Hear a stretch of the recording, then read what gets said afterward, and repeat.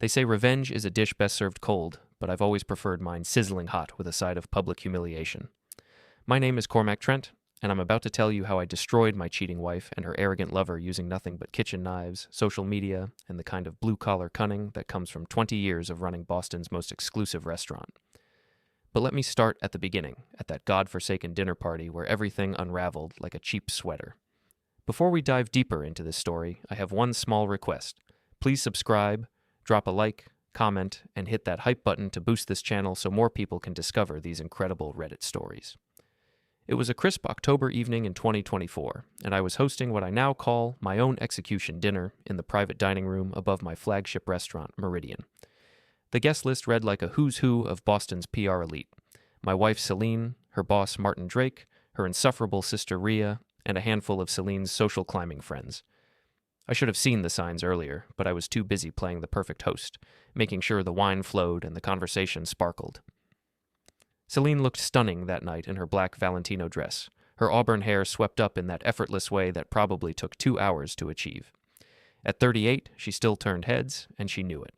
Martin Drake, her boss and the owner of Drake Communications, couldn't keep his eyes off her. He was one of those men who wore his success like cologne, too much of it, and it made everyone around him nauseous. "Cormac, this salmon is divine," Martin said, cutting into his entree with theatrical precision. "You really outdid yourself. Though I suppose when you spend all day in the kitchen, you're bound to get something right eventually." The table laughed. Even Selene smiled, though she tried to hide it behind her wine glass. I forced a chuckle, playing the good-natured husband who didn't mind being the butt of the joke. "Well, Martin, some of us work with our hands," I replied, refilling his glass. "Others just work with their mouths." Another round of laughter, but this time I caught the sharp look Martin shot me. He wasn't used to pushback, especially not from someone he considered beneath him. My daughter Maya, 15 and sharp as a tack, sat at the far end of the table, picking at her food. She'd inherited my ability to read people, and I could see her watching the adults with barely concealed disgust. "Dad makes the best food in Boston," she said suddenly, her voice cutting through the chatter. Food and Wine magazine called him a culinary genius last month. "Of course they did, sweetheart," Rhea said with that patronizing tone she'd perfected over the years. "Your father is very talented, in his own way." The conversation drifted to other topics, Martin's latest PR campaigns, Selene's upcoming projects, the usual social posturing that passed for discourse in their circle. I played my part, the simple restaurateur who was lucky enough to marry above his station, but I was watching. Always watching. I noticed how Martin's hand lingered when he passed Selene the salt, how she leaned in just a little too close when he whispered something in her ear, how they shared those secret smiles that married couples reserve for each other. During the main course, I excused myself to check on the kitchen, but instead I lingered in the hallway outside the powder room where Rhea and 2 of Selene's friends had retreated to freshen up. "I don't know how she stands it," Rhea was saying, her voice carrying clearly through the thin door. "He's so ordinary. All he does is cook and tell those terrible jokes." "But the restaurant is doing well," offered Jennifer, one of Selene's book club friends. "Please, Martin's been helping her with investments, real investments. She won't be slumming it much longer." I kept listening. "Does Cormac know?" asked the third woman, whose name I couldn't remember. "God, no," Rhea laughed. "He's completely oblivious. Selene says it's like being married to a golden retriever. Sweet, but not very bright." I returned to the dining room with a smile plastered on my face, playing the part of the clueless husband. But inside, the wheels were already turning. 20 years of marriage, and this was how my wife really saw me. A golden retriever. The evening reached its crescendo during dessert. I'd prepared my signature chocolate souffle, and everyone was appropriately impressed. The wine had loosened tongues, and Martin was feeling particularly bold. "You know, Cormac," he said, leaning back in his chair with the confidence of a man who thought he held all the cards, "you're a lucky man. Selene here could have had anyone at all." "I'm aware," I said quietly, serving the last of the souffle. "I mean, look at her. Beautiful, intelligent, sophisticated. She could be running her own agency by now if she wasn't—" He paused, pretending to search for the right words. "Well, if circumstances were different." Selene's face flushed, but she didn't protest. If anything, she seemed to be enjoying the attention. "Martin," she said with mock reproach, "you're embarrassing me." "Just stating facts," he continued, his hand moving to cover hers on the table. "Some people are meant for greatness, others for supporting roles." That's when I stood up. The table fell silent as I walked to the sideboard and retrieved an envelope I'd placed there earlier that evening. My hands were steady as I returned to my seat. "You know, Martin, you're absolutely right," I said, my voice calm and measured. "Some people are meant for greatness and others for supporting roles. The question is, which one are you?" I placed the envelope in the center of the table. "I thought you might find this interesting dinner reading." Martin's confidence wavered slightly. "What's this?" "Open it." He did, and I watched his face drain of color as he pulled out the contents. Photographs of him and Selene entering a hotel together. Bank statements showing transfers from our joint account to his personal investments. And finally, a small digital recorder that I pressed play on with theatrical timing. Selene's voice filled the room, crystal clear. "He has no idea about the money. Cormac trusts me completely. We can move another 50,000 next month, and he'll never notice." Martin's voice followed. "Perfect. By Christmas, we'll have enough to start our own agency. Then you can finally dump the extra weight." The silence that followed was deafening. Ria's fork clattered to her plate. Jennifer and the other woman stared in shock. Maya looked at her mother with something approaching hatred. "Surprise," I said softly. "Turns out this golden retriever has been learning some new tricks." The aftermath of that dinner was like watching a controlled demolition. Beautiful to observe, devastating in its precision. Selene tried damage control first, of course. The tears, the apologies, the desperate explanations about how it wasn't what it looked like. But the evidence was damning, and we both knew it. Martin, to his credit, attempted to brazen it out. "This is all a misunderstanding," he said, straightening his tie as if preparing for a board meeting. Those recordings could be taken out of context. I poured myself another glass of wine, savoring the moment. Could they? Which part exactly? The part where you called me extra weight, or the part where you discussed stealing my money?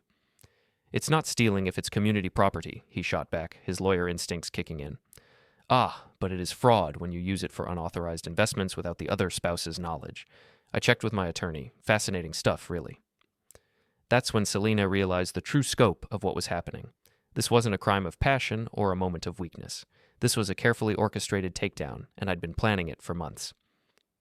"How long have you known?" she whispered. "Since July," I replied, enjoying the way her face crumpled. Maya noticed the bank statements first. Smart kid. She gets that from me, apparently. Maya had indeed been the one to tip me off. She'd been helping me with some paperwork for the restaurant when she noticed discrepancies in our personal accounts. 50,000 here, 30,000 there. Always just small enough to avoid triggering automatic alerts, but large enough to fund Martin's expansion plans. "I hired a private investigator," I continued, addressing the stunned faces around the table. "Former Boston PD, very thorough. He's been documenting everything for months. The hotel visits, the secret meetings, the financial transfers. It's all been quite illuminating." Martin's phone started buzzing, then Selene's, then everyone's. "Ah," I said, checking my own phone with satisfaction. "Right on schedule." While we'd been having dinner, my friend Ricky Bricks Russo had been busy. Bricks ran a small social media consulting firm, and he owed me more favors than either of us could count. I'd saved his restaurant from bankruptcy 3 years ago, and he'd never forgotten it. The photos and audio clips were now circulating on every major Boston gossip blog, industry website, and social media platform. The story was irresistible. Prominent PR executive caught in affair, embezzlement scheme exposed, all at an exclusive restaurant dinner party. "You bastard," Martin snarled, his composure finally cracking. "Do you have any idea what this will do to my business?" "I'm hoping it destroys it completely," I replied cheerfully. "But I'm an optimist." The guests began making their excuses, suddenly remembering urgent appointments and early mornings. Nobody wanted to be associated with a scandal, especially one that was already going viral. Within 20 minutes, the dining room was empty, except for my family and Martin. "We need to talk," Selene said, her voice shaking. "Privately." "I think we're past private conversations, don't you?" I gestured to the empty chairs around us. "Besides, Martin's practically family now. Isn't that right, Martin?" Martin was furiously typing on his phone, probably trying to do damage control with his clients and investors. But the internet moves faster than crisis management, and by now, half of Boston's business community had seen the evidence. "This isn't over," he said, standing abruptly. "You have no idea who you're messing with." "Actually, I do," I said, remaining seated. "I'm messing with a second-rate PR hack who thought he could outsmart a guy who's been running successful businesses since before you discovered hair gel." That hit home. Martin's jaw clenched, and for a moment, I thought he might take a swing at me. Instead, he grabbed his coat and headed for the door. Selene, we'll talk tomorrow, he called over his shoulder. No, I said quietly, you won't. After he left, the three of us sat in uncomfortable silence. Maya was the first to speak. Are you getting divorced? She asked, her voice smaller than I'd heard it in years. That depends on your mother, I replied, looking at Selene. Are we? Selene's tears had stopped, replaced by something harder. You planned this. All of it. The dinner, the timing, everything. I did. Why? Why not just confront me privately? We could have worked this out. I laughed, but there was no humor in it. Worked it out? Selene, you and your boyfriend have been systematically stealing from me for months while planning to destroy my marriage. What exactly did you think we were going to work out? It wasn't supposed to happen like this, she said weakly. No, it was supposed to happen with me being the clueless husband who got taken to the cleaners in divorce court while you and Martin rode off into the sunset with my money. Maya stood up suddenly, her chair scraping against the floor. I'm going to my room, she announced. This is gross. After she left, Selene tried one more approach. Cormac, please. We can fix this. I made a mistake, but we can fix it. The only mistake you made was underestimating me, I said, finishing my wine. And that's not something that can be fixed. My phone buzzed with a text from Brix. Holy shit, dude. Martin's website is getting hammered. Comments section is brutal. How far do you want to take this? I typed back, all the way. The next morning brought a parade of consequences. Martin's biggest client, a tech startup preparing for an IPO, pulled their account. 2 others followed by noon. The Boston Business Journal called for comment, and the story made the evening news. But I was just getting started. The thing about revenge is that it's like cooking a perfect meal. Timing is everything, and you can't rush the process. Over the next week, I watched Martin's world crumble with the same satisfaction I felt when a souffle rose perfectly in the oven. His wife, Catherine, filed for divorce on Wednesday. She'd apparently been suspicious for months and hired her own investigator after seeing the news coverage. Turned out Martin had a pattern of infidelity, and my little revelation was just the catalyst she needed. Selene, meanwhile, was persona non grata at Drake Communications. Martin couldn't fire her outright without admitting his own culpability, but he'd frozen her out of all major projects. She spent her days in her office, fielding calls from reporters and watching her career implode in real time. But I wasn't satisfied. Not yet. Dad, you're starting to scare me, Maya said over breakfast that Friday morning. She was eating my famous blueberry pancakes, but her heart wasn't in it. What do you mean? The way you're enjoying this. It's like you've become a different person. I considered her words carefully. She wasn't wrong. The mild-mannered restaurateur who'd been content to let others underestimate him was gone, replaced by someone harder, more calculating.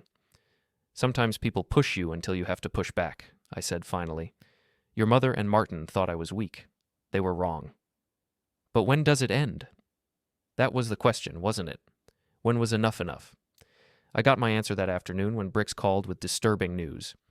Cormac, you need to know something. Martin's been asking questions about Maya. What kind of questions? Her school, her schedule, her friends. One of my contacts saw him talking to someone outside her high school yesterday. I was moving before I'd fully processed the information, grabbing my keys and heading for the door. Maya was at school, probably in chemistry class, completely unaware that she'd become a target. I called the school from my car, speaking to the principal directly. This is Cormac Trent, Maya's father. Under no circumstances is she to leave school grounds with anyone other than me or my designated driver. If anyone else tries to pick her up, call the police immediately. Mr. Trent, is there a problem? There might be. I'll explain later. I was breaking every speed limit between the restaurant and Cambridge Prep, my mind racing through possibilities. Martin was desperate, his reputation in ruins, his marriage over. Desperate people did stupid things. I found Maya in the school parking lot, surrounded by a group of her friends. She looked up in surprise as I screeched to a halt beside them. Dad? What are you doing here? Get in the car. Now. She must have heard something in my voice because she didn't argue. Her friends scattered as she climbed into the passenger seat. What's going on? She asked as we pulled away from the school. Martin Drake. He's been watching you. Her face went pale. Why would he do that? Because he's lost everything else, and he thinks you're his way to get to me. We drove in silence for a few minutes before Maya spoke again. Are you going to call the police? Eventually, but first, I'm going to have a conversation with Mr. Drake. I called Brix and told him to meet us at the restaurant. Then I called Rafe Medina, my restaurant manager, and asked him to clear the private dining room. I had a feeling we were going to need the space. Martin didn't disappoint. He showed up at Meridian just after 6, probably thinking he was being clever by confronting me on my own turf. What he didn't realize was that my turf was exactly where I wanted him. "We need to talk," he said, pushing past the hostess and marching toward my office. "Yes, we do," I agreed, intercepting him in the main dining room. "But not privately." The dinner crowd was starting to arrive. Well-dressed professionals and couples looking for an elegant evening out. Perfect witnesses for what was about to happen. "You've been watching my daughter," I said, my voice carrying clearly across the restaurant. Conversation stopped. Heads turned. "I don't know what you're talking about," Martin replied, but his face was flushed. "Cambridge Prep, yesterday afternoon? You were seen talking to someone in the parking lot asking questions about Maya's schedule? That's ridiculous." I pulled out my phone and showed him a photograph that Brix had managed to obtain from his contact. It clearly showed Martin talking to a man in a dark sedan outside Maya's school. "Stalking a minor is a felony in Massachusetts," I said loudly enough for the entire restaurant to hear, "especially when there's a pattern of harassment." "You're insane," Martin sputtered. "I wasn't stalking anyone." "Then what were you doing at my daughter's school?" He couldn't answer that, at least not without admitting he'd been planning something. The restaurant had gone completely silent, dozens of eyes watching our confrontation. That's when Brix appeared, seemingly from nowhere, carrying a large red snapper on a silver platter. "Boss," he said with perfect timing, "this is for the gentleman who's been bothering your family." Before Martin could react, Brix had slapped him across the face with the fish. The sound echoed through the dining room like a gunshot. The crowd erupted in laughter and applause. Someone started filming with their phone. Martin stood there, dripping with fish slime and humiliation, his mouth opening and closing like the very fish that had just assaulted him. "That's assault," he finally managed to sputter. "No," I said calmly. "That's dinner service. You're trespassing in my restaurant, harassing my family, and disrupting my customers. Security." 2 large men in suits appeared, off-duty Boston cops who worked part-time security for the restaurant. They each took one of Martin's arms and began escorting him toward the door. "This isn't over," Martin shouted as he was dragged away. "You have no idea what you've started." "Actually," I called after him, "I think it's exactly what I intended to start." The dining room burst into applause again. Someone bought champagne for the house. The story would be all over social media within the hour, and by morning it would be local legend. But I knew Martin was right about one thing. This wasn't over. Not yet. The fish-slapping incident made Martin a laughingstock, but it also made him dangerous. Humiliated men with nothing left to lose don't just fade away quietly, they lash out. I found out just how desperate he'd become the following Monday morning when Maya called me in tears from her school. "Dad, you need to come get me, now." "What's wrong?" "Mom's here. She's in the principal's office with some lawyer, trying to get me transferred to a different school. She says it's for my own protection, but Dad, I think she's trying to take me away from you." I was in my car before she'd finished talking, my mind racing through the legal implications. Selene was still Maya's mother, and she still had parental rights. If she could convince a judge that I was putting Maya in danger with my vendetta against Martin, she might be able to get temporary custody. The drive to Cambridge Prep felt like the longest 20 minutes of my life. When I arrived, I found Selene in the principal's office with a sharp-dressed attorney I didn't recognize. Maya was sitting in a chair by the window, looking miserable. "What's this about?" I asked without preamble. "Cormac," Selene said, standing up. She looked terrible, dark circles under her eyes, her usually perfect hair disheveled. "We need to talk about Maya's safety." "Her safety?" The lawyer, a thin man with wire-rimmed glasses, spoke up. "Mr. Trent, I'm David Kellerman. I represent your wife in this matter. We have reason to believe that your ongoing conflict with Mr. Drake has put your daughter at risk." "My conflict? I'm not the one who was stalking a 15-year-old girl." "That's exactly the kind of inflammatory rhetoric that concerns us," Kellerman continued smoothly. "Mrs. Trent believes it would be best if Maya stayed with her temporarily, just until the situation resolves itself." I looked at Maya, who was shaking her head frantically. Then I looked at the principal, Mrs. Henderson, who seemed deeply uncomfortable with the whole situation. "Mrs. Henderson," I said, "has my daughter expressed any concerns about her safety while in my care?" "Well, no, but has she missed any school or shown signs of distress related to her home environment?" "Not exactly, but the circumstances?" "The circumstances," I interrupted, "are that my wife and her boyfriend embezzled money from our family business and got caught. Now they're trying to use my daughter as leverage to avoid the consequences." Kellerman leaned forward. "Mr. Trent, we have documentation showing that you've been engaging in a systematic campaign of harassment against Mr. Drake. The incident at your restaurant last week was filmed and posted online. You assaulted a man with a fish." "I didn't assault anyone. My employee did, and it was clearly self-defense against someone who was trespassing and threatening my family." "Dad's right," Maya spoke up suddenly. "Mom, you can't just take me away from him because you got caught cheating." Selene's face crumpled. "Sweetheart, this isn't about the cheating. This is about keeping you safe." "Safe from what? Dad's never hurt anyone. You're the one who hurt our family." The room fell silent. Mrs. Henderson cleared her throat uncomfortably. "Perhaps," she said carefully, "this is a matter better resolved in family court rather than in my office." Kellerman nodded. "We'll be filing for temporary custody this afternoon, pending a full hearing." I felt a cold rage building in my chest, but I kept my voice level. "You do that, but Maya stays with me until a judge says otherwise." "That's not how this works," Kellerman said. "Actually, it is exactly how this works. I have joint custody, and there's no court order saying otherwise. If you want to change that, you'll need more than accusations and fish-slapping videos." I stood up and extended my hand to Maya. "Come on, sweetheart, let's go home." As we left the school, Maya was quiet until we reached the car. "Dad, are they really going to try to take me away?"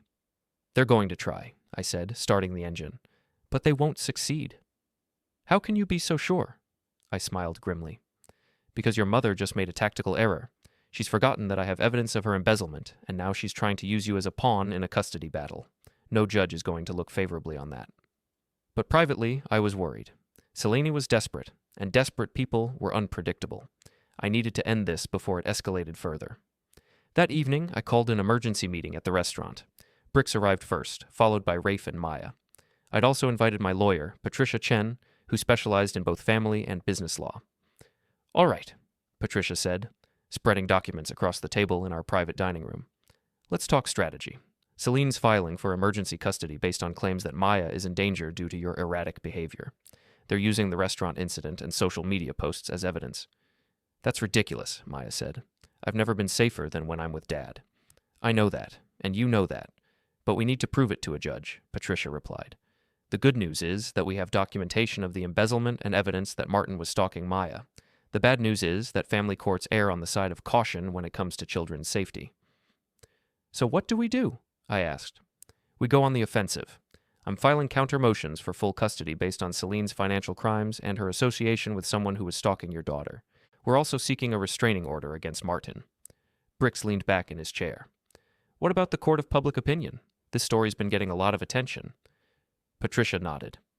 "That's a double-edged sword.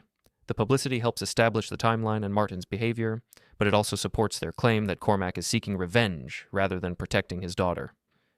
"Can't it be both?" Maya asked. We all looked at her in surprise.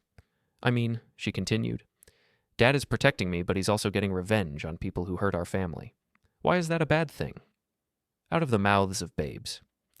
"It's not a bad thing," I said, "but the legal system prefers clear motivations. We need to show that everything I've done has been to protect our family and our business." "Then let's do that," Maya said firmly. "I want to testify." "Absolutely not," I said immediately.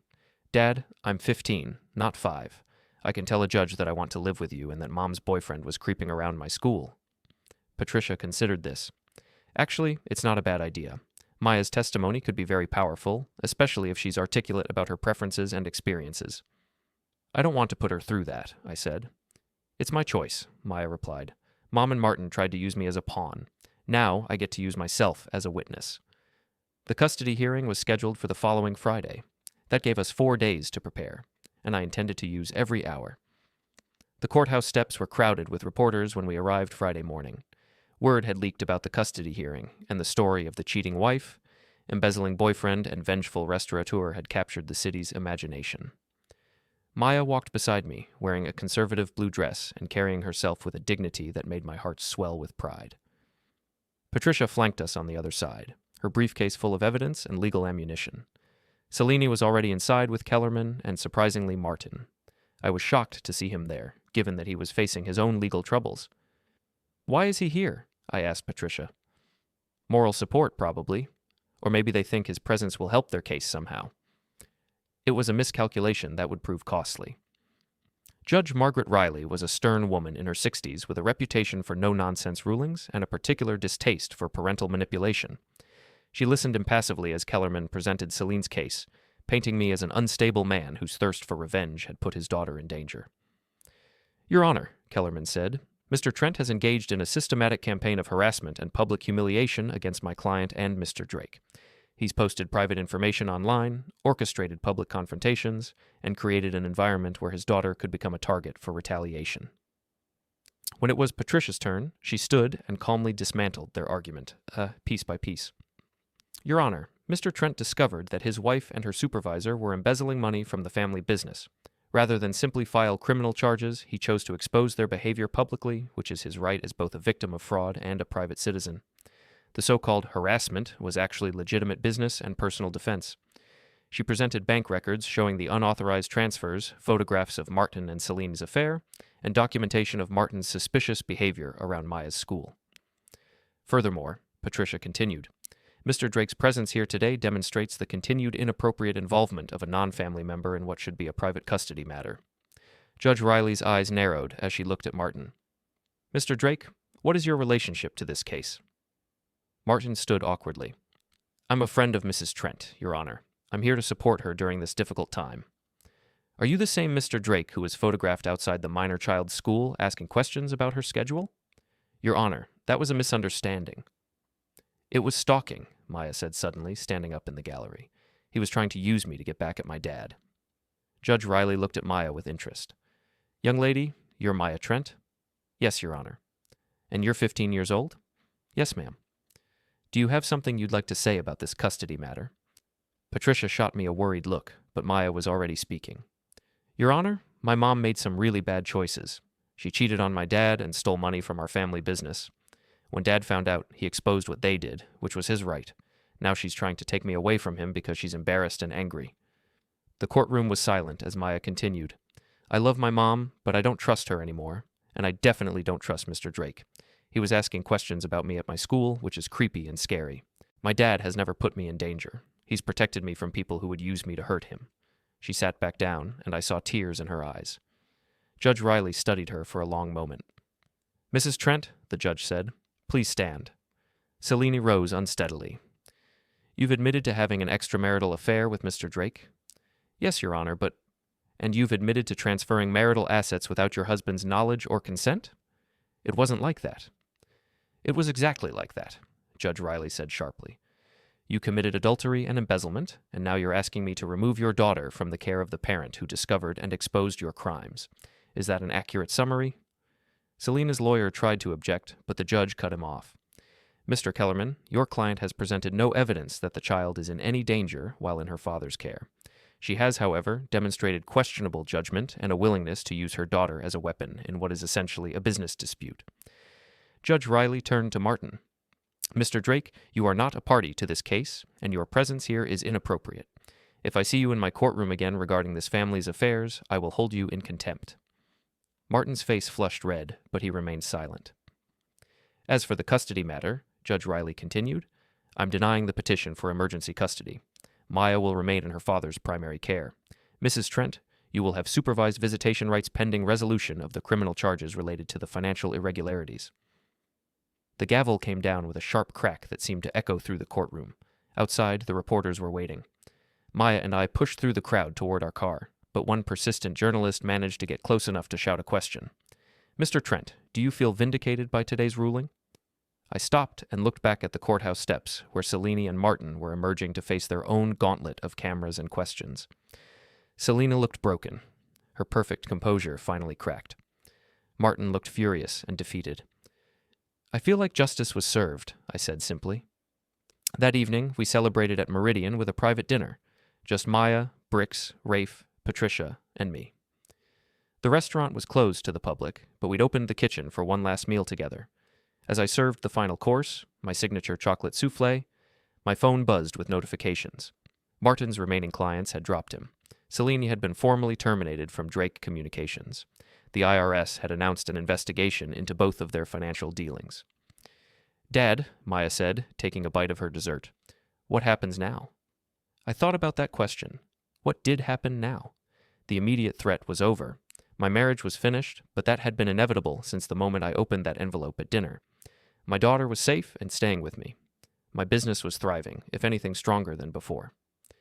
Now, I said, we move forward. We rebuild.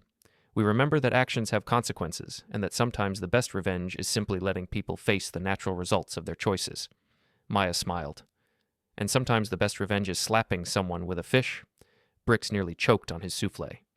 That's my girl. 6 months later, Selene pled guilty to embezzlement charges and received 2 years probation and community service. Martin's business collapsed entirely, and he moved to Florida to start over. I heard he was selling insurance. Maya and I stayed in Boston. She thrived in school, eventually earning early admission to MIT. The restaurant continued to prosper, and I opened a second location in Cambridge.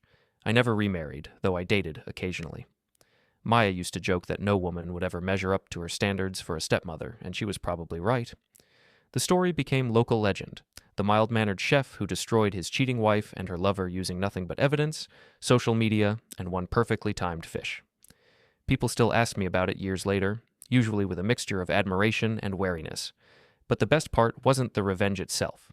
It was the lesson Maya learned from watching it all unfold, that quiet people aren't necessarily weak people, that underestimating someone can be a fatal mistake, and that sometimes the best way to deal with bullies is to show them exactly who they're messing with.